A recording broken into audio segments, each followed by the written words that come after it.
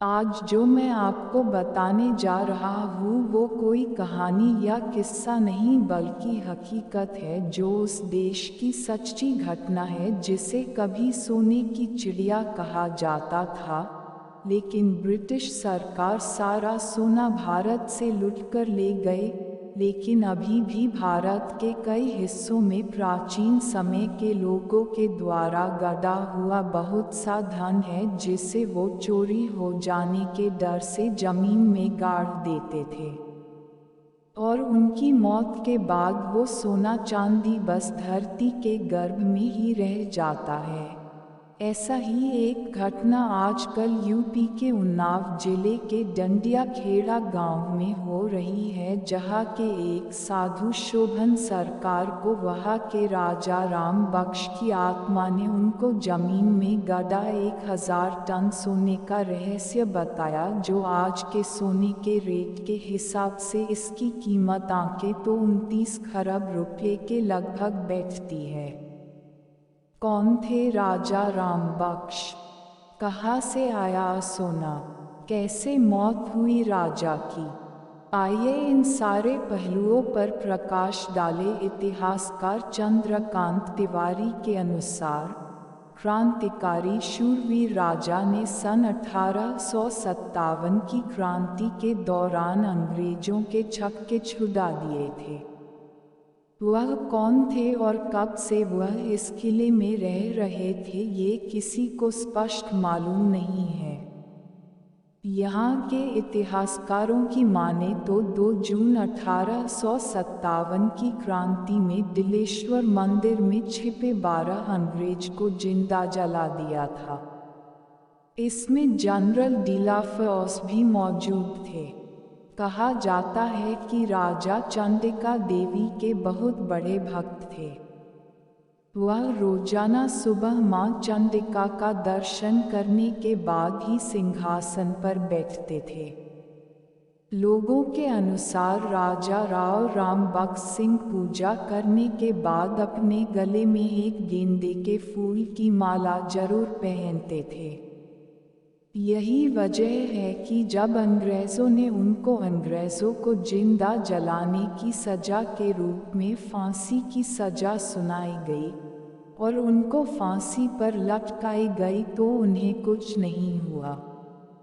इस तरह 3 बार उनको फांसी दी गई मगर राजा को कुछ नहीं हुआ।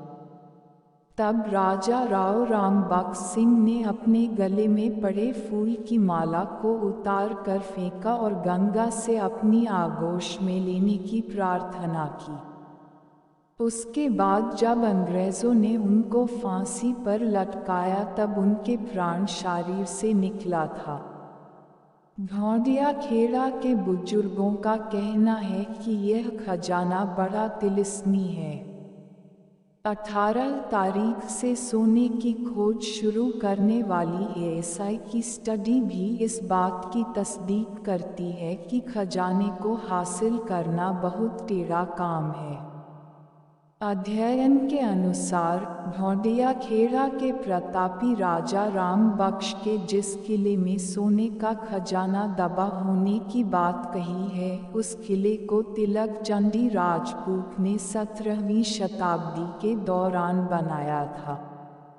ओमजी तर्क देते हैं कि भले ही राजा को फांसी हुए 150 साल से अधिक हो चुके हों, लेकिन 5 साल पहले तक गांव के बच्चों तक ने राजा साहब को सफ़ेद घोड़े पर 4-5 सैनिकों के साथ मंदिर आते और किले की रक्षा करते देखा है। ग्राम प्रधान अजयपाल सिंह भी हाँ में हाँ मिलाते हुए कहते हैं कि उस इलाके में घोड़े की छाप और मंदिर में किसी के रोज पूजा करने के निशान अब भी दिखते हैं।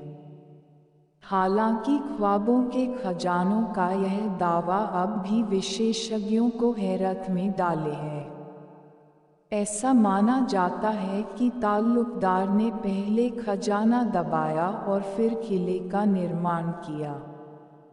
कुछ लोगों का यह भी कहना है कि अंग्रेजों के खिलाफ लड़ने वाली कई रियासतों के राजाओं ने राजा राम बख्श के किले को सुरक्षित मानते हुए अपना खजाना वहां पर दबाव दिया था।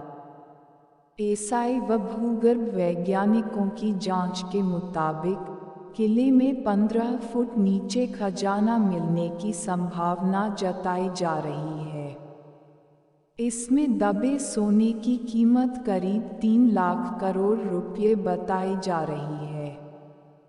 स्वामी ओम के मुताबिक राजा राव बख्श सिंह सपने में नहीं आए थे, बल्कि साक्षात प्रकट हुए थे। तभी उन्होंने सरकार से सोना निकलवाने की बात कही थी। मरा हुआ राजा घोड़े पर घूमता था। ओम स्वामी के अनुसार दिवंगत राजा राव बख्श 5 साल पहले तक इस इलाके में घोड़े पर सवार होकर घूमा करते थे। वे किले के आसपास घूमा करते थे। उन्हें इस इलाके के कई लोगों ने देखा है। स्वामी के मुताबिक गांव दौड़िया खेड़ा का बच्चा आपको इसके बारे में बताएगा। गांव के ही एक और बुजुर्ग आदमी सीताराम ने बताया कि जब उनकी उम्र 10 साल की थी तक एक बार सरकार ने यहाँ खुदाई करवाना चाहा था। इसके लिए करीब 1 दर्जन के आसपास मजदूर भी लगाए गए थे, मगर कहते हैं कि जैसे ही मजदूरों ने इस किले में खुदाई आरंभ की, उसी समय वहां कई सांपों ने मजदूरों पर हमला बोल दिया था। इसमें 2 मजदूर की मौत भी हो गई थी। इसके बाद से वहां खजाने को लेकर कोई खुदाई नहीं की गई। पुरातत्व विभाग की टीम ने 12 अक्टूबर से कैंप लगाकर सफाई का काम शुरू कर दिया है। 18 अक्टूबर से स्वर्ण भंडार की खुदाई का काम शुरू हो गया है। उन्नाव के पूर्वा क्षेत्र के एक ही परिवार के 4 लोग राजा के वारिस होने की बात कह रहे हैं। उन्होंने प्रशासन से स्वर्ण भंडार में अपना हक लेने की बात कही है। साथ ही राजा के किले में कुछ जमीन पर अपना घर बनवाने की बात कही है।